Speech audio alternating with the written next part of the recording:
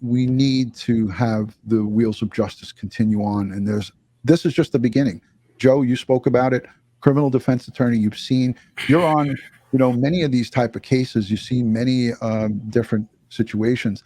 The sticking point is the adversity that the district attorney will come up against without having these boys' bodies recovered. Joe, I know you talked about it in the beginning of this broadcast.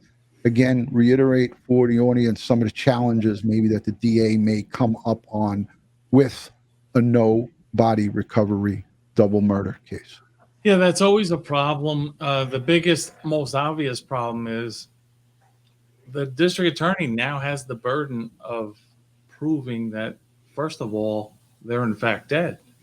I just from extrapolating from what we see in this indictment, I should say amended indictment, we know that they solicited minors. So we're talking about the other kids. So that also brings about an issue. These are young kids. And the interviews, I guarantee you, they were all recorded.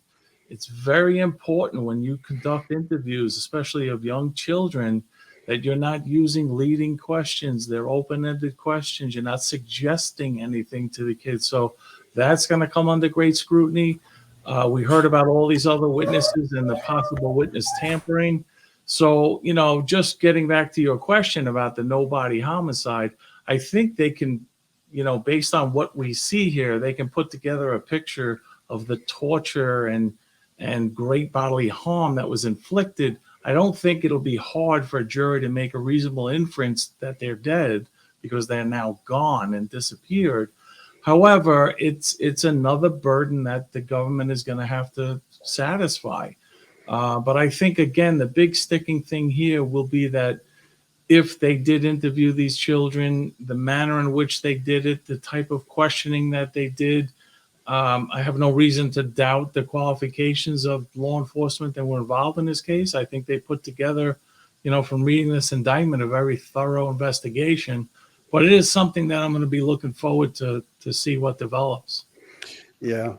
I pray they have electronic evidence in the form of controlled telephone call conversations where the parents admit to what they've done to spare these kids any more trauma so they don't have to testify.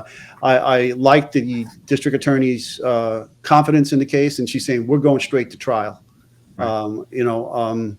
So I think she's got a solid case. If she's that confident and talking about going straight to trial immediately, it sounds like they dotted their I's and crossed their T's, and it is a very solid circumstantial case without the bodies. Yeah. And we can only hope and pray that we have that electronic evidence. Electronic evidence is really solid, and I feel that unless these people were really dotting their I's and crossing their T's, that we may see some of that come from Google searching.